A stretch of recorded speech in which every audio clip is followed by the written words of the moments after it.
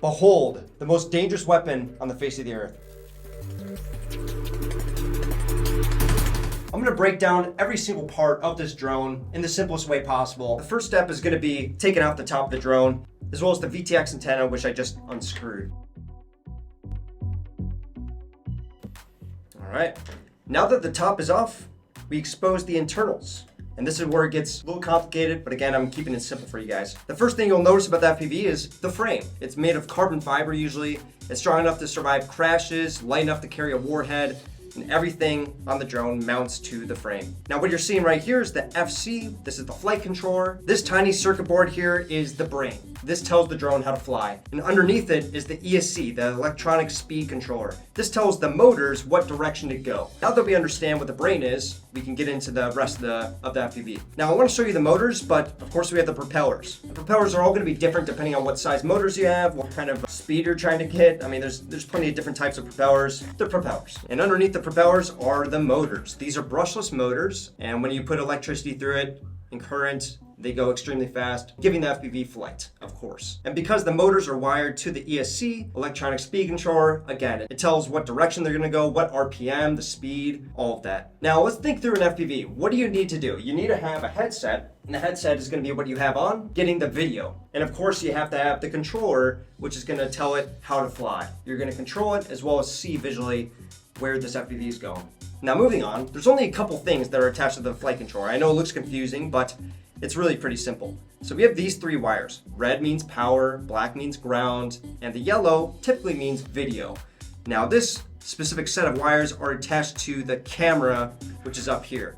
This is a typical analog camera. This is what is picking up what it's seeing. So it's got a 1080p resolution that it sees with, and then the video wire, the yellow one, wires to the flight controller, which is giving the feed from the camera to the brains. So how do we get that information to us? Well, that is with radio waves. So this is a headset. It receives via these antennas the radio signal that is emitting from the VTX, which then allows you to see what the FPV is seeing. So let's take a look at the VTX. The VTX, kind of difficult to see, but it's wired to the flight controller as well. And this is getting the information from the camera, wiring it to the VTX here, the video transmitter. And the VTX's job is to emit a radio wave signal of what the camera is seeing from this antenna right here. So down the VTX, there's a little wire that connects to here. You literally just screw in and it works. And this antenna is for transmitting. You're transmitting the data from the camera into the air. Radio waves are going everywhere, it's omnidirectional, and you pick it up with the receiving antennas. You have transmitting and you have receiving. That's kind of how that works. And right next to the VTX, we have the receiver. The receiver is receiving our data from the controller. The controller, again, is using radio waves at a different frequency, so that way they don't interfere with each other. And the receiver is connected to a receiving antenna. So that's the receiver receiving the data from our controller. And that is pretty much it. I mean, there's not much else to explain. So again, to fly the drone, you need a controller, you need a way to get video, and you need the FPV. So let's think it through. In order to get the video, the camera is looking forward, and the information from the camera, what it's seeing, is wired to the brain. That information is then received from this wire connected to the VTX, and it emits that radio signal out from this antenna, which it doesn't matter who you are. Anybody can receive the signal if they know the frequency. And this one specifically emits it at 2.5 watts, which can allow it to be received from up to 15 kilometers away, which is pretty dope. And again, it is received in the goggles here from these antennas. These antennas are picking up that radio wave, puts it into the screen in front of you that you have in front of your eyes. And one little thing you guys might not know, radio waves travel at the speed of light. It's light. It's the same sort of idea as light. So there is no latency when controlling these drones. There's no latency other than the limitations of your goggles, which have to download that information and display it, or the transmitting device that you have, which is the controller.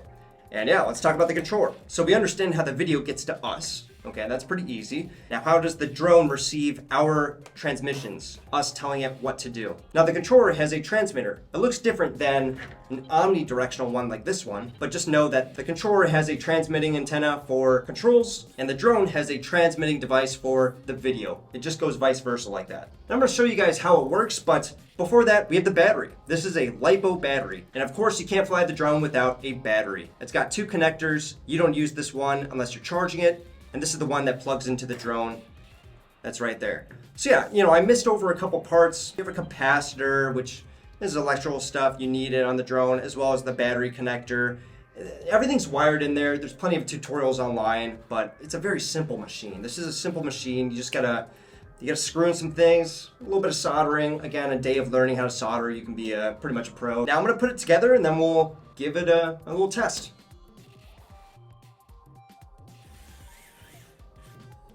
Now I'm not gonna fly in this small room. It's a little bit dangerous, as you can see from my thumb. But at this stage, if you wanted to go and fly it, you would put on the propellers and you'd lock them in with nuts, and then you'd be good to go. So there's a lot of software involved with this, which I'm not gonna get into, but in order to turn on the drone, you put on the VTX antenna. If you were not to put on the antenna, it would burn out the VTX. There's a couple things that you need to know about FPVs. I'm obviously gliding through it pretty fast, and the next step would be to zip tie or strap down the battery on top.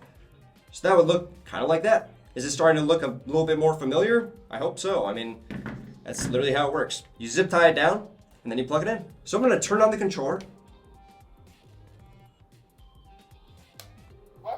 STX. And before I turn on the headset, I'm gonna take off the strap of it, so that way you guys can see a little bit easier. So here it is. I'm gonna turn on the screen now, and you got static. Well, the drone isn't on.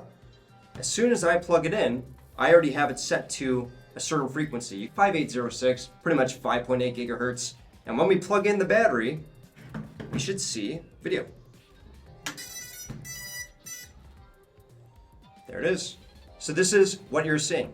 Now again, how it works, we have the camera looking at here. The camera's information is connected to the brains, which is then sending in that to the VTX, which is emitting it to these receivers. Does that make sense? And now we have the controls. In order to arm the drone, I'm gonna press down this auxiliary port. And that is how it works. That is an FPV. I hope you guys better understand it. This is the future of warfare, whether it's radio controlled or fiber optic controlled, which is very similar build to this. And that's really about it. They're pretty simple. They're pretty simple. So thanks for watching, and I'll see you guys in the next one. Peace.